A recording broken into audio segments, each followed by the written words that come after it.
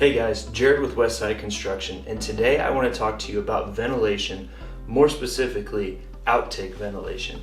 So I want to give you a couple of examples and why we recommend different ventilation systems over other ones. Box vents are small little aluminum boxes that sit on top of your roof. One of the pros is that they are one of the cheaper forms of ventilation on top of the roofs. They also last the lifetime of the roof as well. The cons is that it does create more penetrations on your roof. Another con is that actually there's areas where heat and moisture can get trapped as well. So anywhere in between the box vents as well as on top of the box vents where heat is naturally rising, it's just going to get trapped up there. And so a lot of times when we show up to houses who have ventilation like this, we'll see the ridge cap is starting to lose a large amount of granules or has gone all the way down to the base fiberglass level of the shingle. Second form of ventilation I want to talk to you about is whirlybirds, turbines, or power attic vents.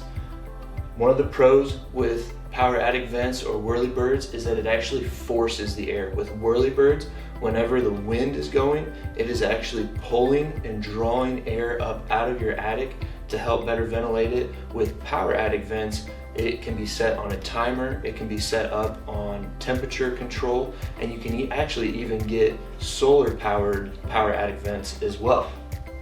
The cons is that heat and moisture still can get trapped because most power attic vents don't sit directly on the ridge of the roof.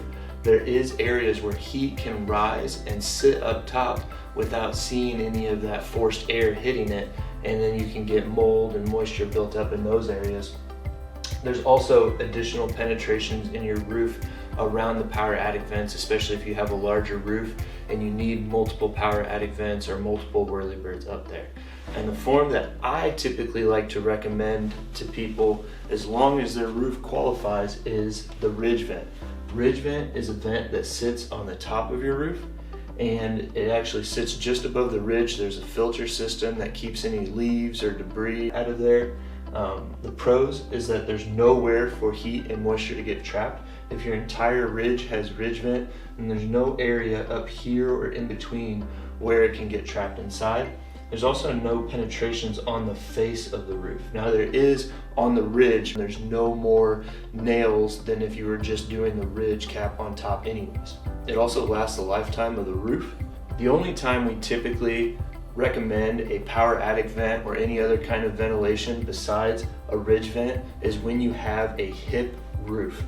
So a hip roof typically has a smaller amount of ridge at the very top of the roof, and so there's usually not enough feet there to properly ventilate the square footage of the attic inside. You may be asking yourself, what are some benefits to having proper ventilation on your roof? Well, there's less chance for mold and heat to build up inside your roof. There's also customers we've had who have had lower bills on their air conditioning during the summer because they took and addressed the ventilation issues they had with their roof. When your attic gets hotter, the rest of your house can get hotter as well too, driving that bill for your air conditioning. If you have proper ventilation, not only will your decking last longer, but your roof can last longer as well too. In some cases, you can increase the life of your roof up to 10 years by addressing your ventilation issues. Thank you guys. Have a great day.